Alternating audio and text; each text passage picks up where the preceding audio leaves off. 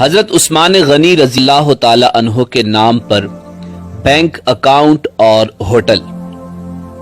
کیا آپ کو معلوم ہے کہ سعودی عرب کے ایک بینک میں خلیفہ سوم حضرت عثمان بن عفان رضی اللہ تعالی عنہ کا آج بھی کرنٹ اکاؤنٹ موجود ہے؟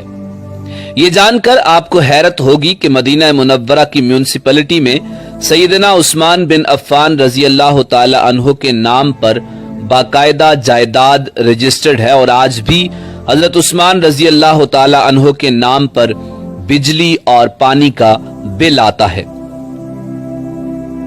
نبوت کے 13ویں سال جب مسلمان ہجرت کر کے مدینہ منورہ پہنچے تو وہاں پینے کے پانی کی شدید قلت تھی۔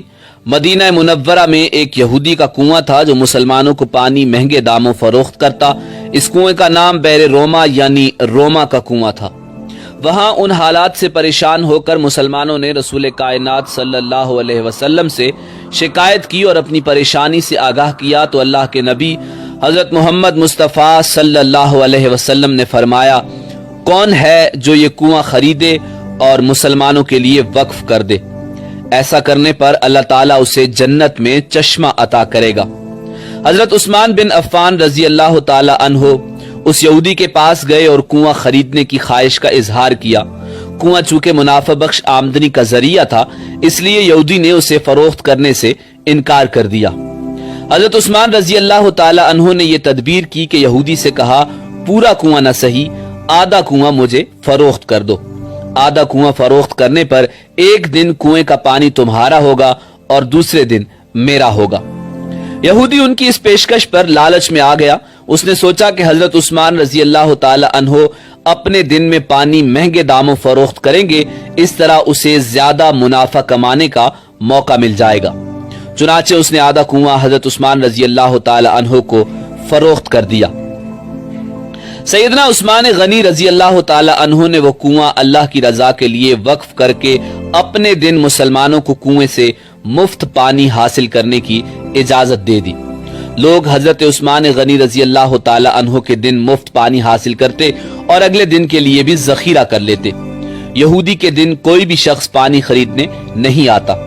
یہودی نے دیکھا کہ اس کی تجارت ماند پڑ گئی ہے تو اس نے حضرت عثمان رضی اللہ تعالی عنہ سے باقی آدھا کنواں بھی خریدنے کی پیشکش کر دی۔ اس پر حضرت عثمان رضی اللہ تعالی عنہ راضی ہو گئے اور کم و بیش 35,000 درہم میں پورا کنواں خرید کر مسلمانوں کے لیے وقف کر دیا۔ اس دوران ایک مالدار آدمی نے حضرت عثمان رضی اللہ تعالی عنہ کو کنواں 2 گنا قیمت پر خریدنے کی پیشکش کی۔ حضرت عثمان رضی اللہ تعالی عنہ نے فرمایا کہ مجھے اس سے کہیں زیادہ کی پیشکش ہے۔ اس شخص نے کہا کہ میں 3 گنا دوں گا۔ حضرت عثمان رضی اللہ تعالی عنہ نے فرمایا کہ مجھے اس سے بھی کئی گنا زیادہ کی پیشکش ہے۔ اس آدمی نے کہا کہ اے عثمان، میں تمہیں 4 گنا دوں گا۔ حضرت عثمان رضی اللہ تعالی عنہ نے فرمایا مجھے اس سے بھی کہیں زیادہ کی پیشکش ہے۔ اس طرح وہ شخص رقم بڑھاتا گیا اور جناب حضرت عثمان غنی رضی اللہ تعالی عنہ یہی جواب دیتے رہے، یہاں تک کہ اس آدمی نے کہا کہ آخر ایسا کون ہے جو آپ کو 10 گنا دینے کی پیشکش کر رہا ہے؟ تو اس پر سیدنا عثمان رضی اللہ تعالی عنہ نے فرمایا کہ میرا رب مجھے ایک نیکی پر 10 گنا اجر دینے کی پیشکش کرتا ہے۔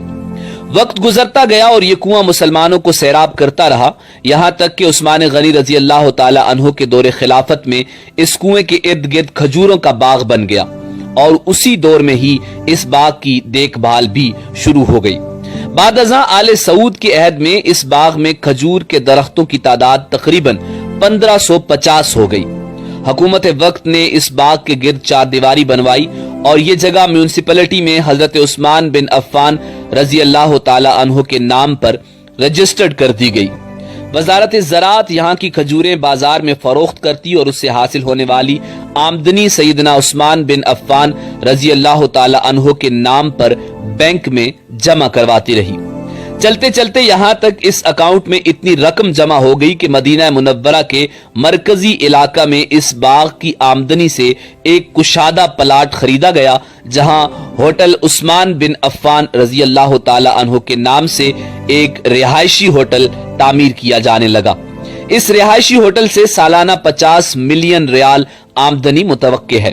جس کا آدھا حصہ غریبوں اور مسکینوں کی کفالت اور باقی آدھا حصہ حضرت عثمان بن عفان رضی اللہ تعالی عنہ کے بینک اکاؤنٹ میں جمع ہوگا۔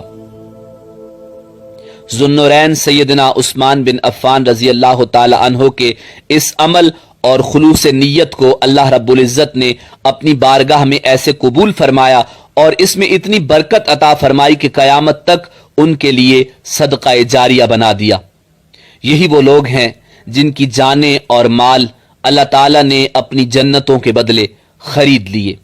یہی وہ لوگ ہیں جنہوں نے اللہ کے ساتھ تجارت کی، جنہوں نے اللہ رب العزت کو قرض دیا، اچھا قرض، اور پھر اللہ تعالیٰ نے انہیں کئی گنا بڑھا کر لوٹایا۔